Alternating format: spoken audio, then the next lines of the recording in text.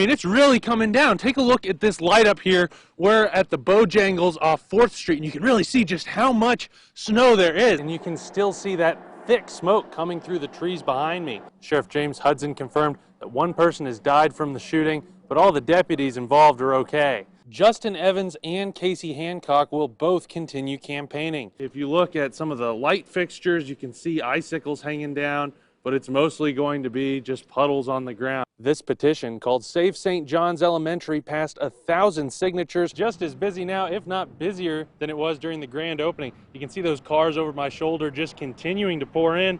Yeah, it rides like a dream. It's fun, isn't it? It is. It takes some getting used to. Renovating their new store and laying carpet. They even had me help out. There's my workout for the day. The campers tell me that all takes a back seat to getting in the mud. Just to go to the president, Zelensky in Ukraine. There's a lot of things on your mind.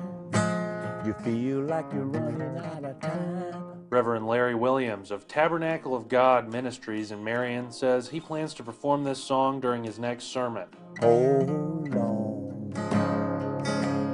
hold on. He says he wrote it after donating more than $800,000 worth of medical supplies to Ukraine. I think we as a people of faith, we should be on the front line. We should be on the front line. We can't allow this aggression to continue. We can't allow it. The donation consisted of hospital gowns, bandages, and more than 1,000 medical kits, each of which contains everything a doctor would need to perform surgery, from scrubs to syringes. These supplies have been in our warehouse for 2 years and was waiting on this moment. He says the supplies were gathered for the church's mobile food bank, but after meeting Stan Petrovsky, a native Ukrainian and co-founder of the nonprofit The World for Ukraine, he came up with a different plan. Reverend Larry and his team was outstanding. They supported us and helped us every step of the way. They had the forklifts, they had everything in order. Petrovsky says the supplies, which you can see in this video shared by Williams, are headed to Poland, where they'll be sent to his contact in the Ukrainian government. It feels like the community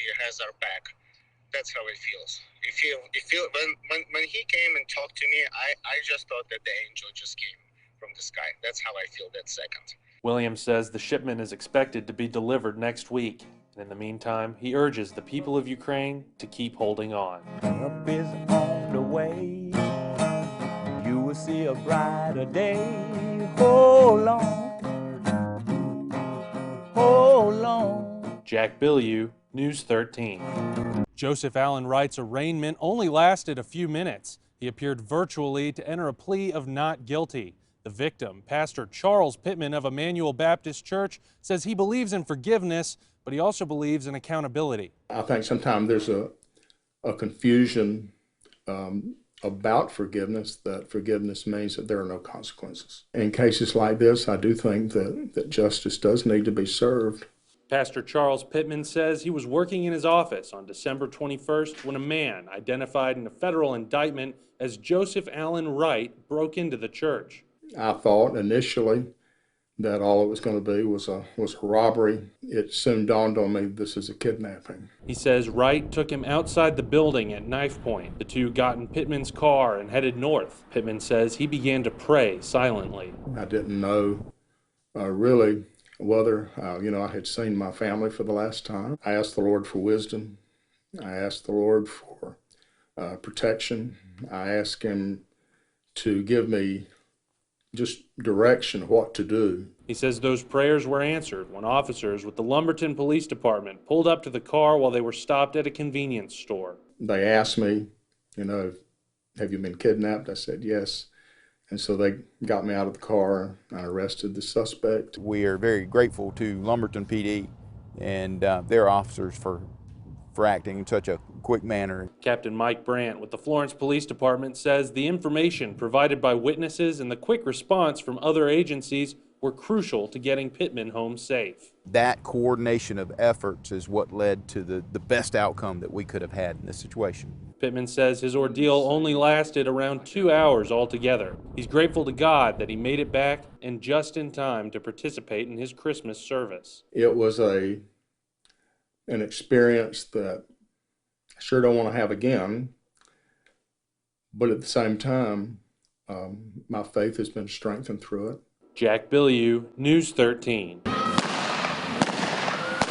This may look like the set of a Western movie, but these aren't actors. It's a competition with cash prizes, belt buckles, and bragging rights at stake. You and your horse, you have to jive to make it all happen. There's a lot going on out in the arena, and you have to come together as a team to make it happen. Competitors aim to shoot all the targets in the fastest time. They use real guns loaded with blanks. It's filled with black powder. Though they aren't as deadly as actual bullets, they can still pop balloons from up to 25 feet away. Well, after you shoot 5 balloons, because we load 5 bullets, you got to put that one away and then draw out your second one and then go shoot 5 more with this one. You got horses and guns all together in the same time, so it's a blast. And Dave LOHREY, president of the Double L Bar Shooters of North Carolina, says mounted shooting is the fastest growing equine sport in the country.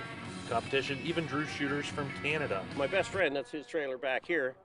That's him back there. He drove 2,300 miles. I was a hunter all my life. I was in the military. I was a weapons tech. And when I saw this, I said, this is brilliant. I have to do it. The shooters say riding through the arena comes with a major adrenaline rush. And once you finish up, it's all about fellowship. Everyone around here is like family. There's no stranger, and anybody who's new, they're welcome. And we all gather at night and party together, and the next day we cheer each other on in the arena. Jack Bilyeu, News 13. Archaeologist Chris Judge says rivers like the Great PD were hubs for communities and commerce in pre-colonial America. He and his team are about halfway through their dig here, and he says they found artifacts dating back more than 2,000 years. Archaeologists and volunteers clear out excavation blocks, then dig and sift, hoping to find artifacts like these. This is 2,500 years old. This is about 800, 700 years old. What they found here was a site from what archaeologists call the Mississippian period. It's the final stage of Native American development before the European invasion. Judge says over the millennium, many different groups settled here, leaving behind traces like evidence of posts that Tariq Jafar, an archaeologist for SCDNR, believes to have once been a house. It's always interesting to try to reconstruct in your mind what the environment was like and what the culture was like 3,000 years ago. Ben ZEIGLER, the chairman of the Archaeological Institute of the PD's board, says this is the group's second dig. Mississippian sites in the PD are relatively rare. We don't know a lot about the Mississippian period in the PD, so we feel like this is a great opportunity to learn. Some of these volunteers hope to learn about their own history, like Cheryl Cale, the vice chief of the Waccamaw Indian people. Our ancestors were here. You know, it's a really, I don't know, it's spiritual, I guess is the best way I can say. The dig was funded by the Florence County Council on land owned by Santee Cooper. The team hopes to display their findings in the Florence County Museum. In Florence County, Jack Bilyeu, News 13.